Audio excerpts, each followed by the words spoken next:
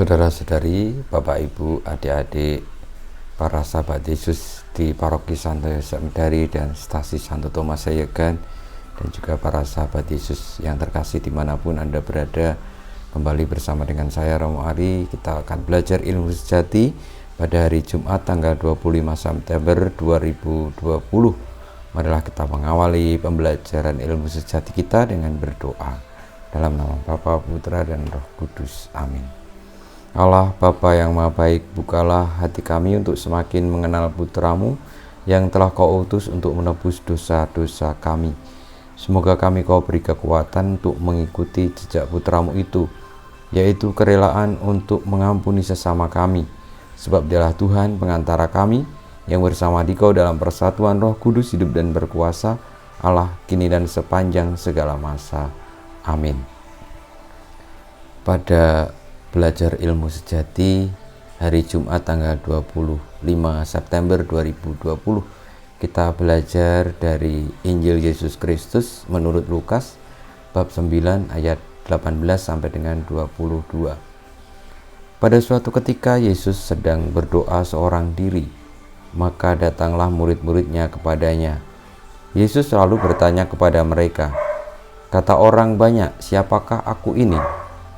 Mereka menjawab, "Yohanes Pembaptis." Ada juga yang mengatakan Elia. Ada pula yang mengatakan salah seorang nabi dari zaman dahulu telah bangkit. Yesus bertanya lagi, "Menurut kalian siapakah aku ini?" Jawab Petrus, "Engkaulah Kristus dari Allah." Dengan keras Yesus melarang mereka memberitakan hal itu kepada siapapun. Ia lalu berkata, "Anak manusia harus menanggung banyak penderitaan dan ditolak oleh para tua-tua, oleh para imam kepala dan para ahli Taurat, lalu dibunuh dan dibangkitkan pada hari ketiga." Demikianlah Injil Tuhan kita. Terpujilah Kristus. Saudara-saudariku, kiranya sabda Tuhan ini mengajari kita tentang apa artinya Sang Mesias yang adalah penyelamat umat manusia. Dengan jelas tadi disampaikan bahwa Yesus bertanya kepada para muridnya tentang dirinya. Banyak orang yang mengira bahwa Yesus adalah nabi yang bangkit dari zaman dulu. Ada yang mengira dia adalah Elia.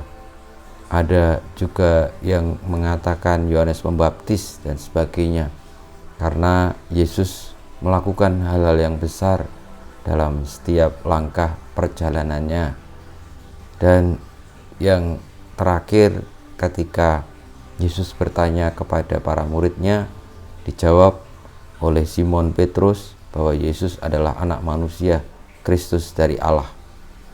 Dan Yesus mengatakan bahwa itu bukan hanya sekedar julukan ataupun predikat, tetapi mengandung sebuah konsekuensi, yakni anak manusia harus menanggung banyak penderitaan dan ditolak oleh para imam kepala dan ahli Taurat, para tua-tua, lalu dibunuh dan dibangkitkan pada hari ketiga.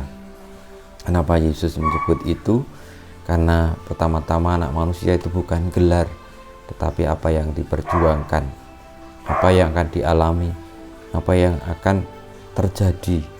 Marilah kita di dalam hidup ini tidak gila oleh gelar, tidak menghendaki apa yang disematkan kepada kita, hanya predikat kita, tetapi apa yang kita buat, apa yang kita kerjakan untuk menunjukkan bahwa kita benar-benar menjadi anak Allah, yakni berani seperti Yesus menjadi berkat keselamatan bagi banyak orang meskipun harus menderita. Saudara-saudari, inilah belajar ilmu sejati yang bisa kita petik. Semoga kita tetap tekun mengupayakan kebaikan, terutama dalam situasi-situasi pandemi ini. Tetap berjuang, berupaya bagaimana orang lain terselamatkan.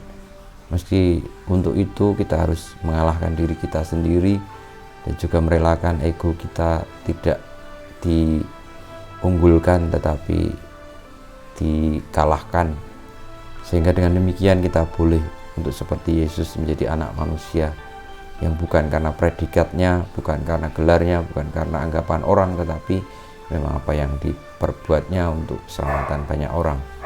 Kita mohon berkat Tuhan, kemuliaan kepada Bapa dan Putra dan Roh Kudus, seperti pada permulaan sekarang selalu dan banyak segala abad. Amin. Tuhan bersamamu dan bersama rohmu.